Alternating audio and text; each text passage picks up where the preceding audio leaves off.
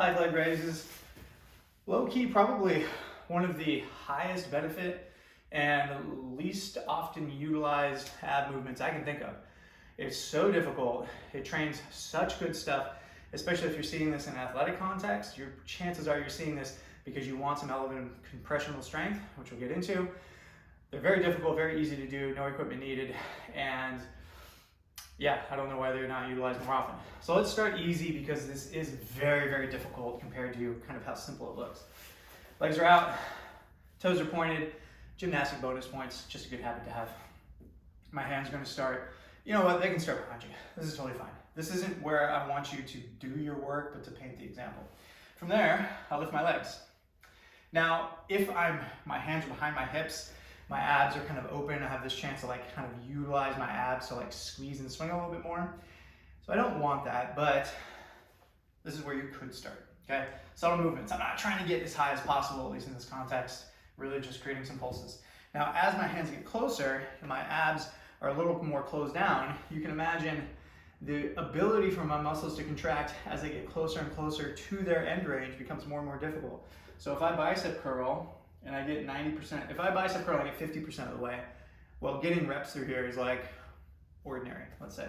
As I get to say 90% and then curling through here, if I'm in this disadvantaged position, think like top of a chin up or something, it's like, whew, this is like really tough to stay in this end range. If I get basically all the way closed down and then I'm trying to fight for more space, that's what this movement is like. So I get to here, and this is a pretty difficult place for most people to start. Hands, let's say just behind the knees, and I'm raising up.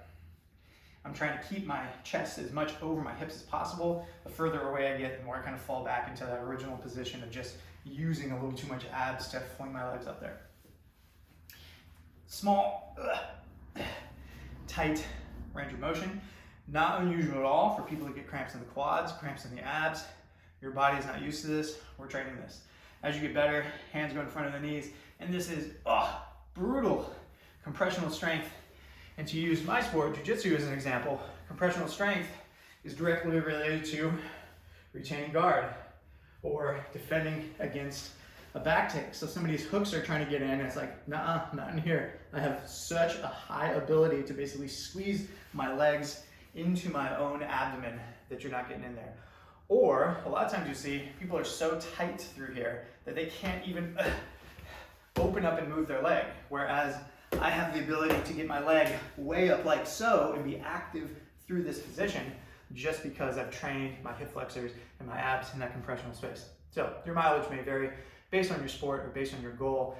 The benefits are still there all the same. This is a fantastic movement across the board for everyone, but there are some sort of unique athletic outcomes attached to it as well. Stay tight, suffer through it a little bit, try and reach those hands out there. Oof. And you're just trying to eke out whatever the sets are. Your sets of 10, 15, 20. You'd be amazed at how much stronger you get across the board when you get really good here.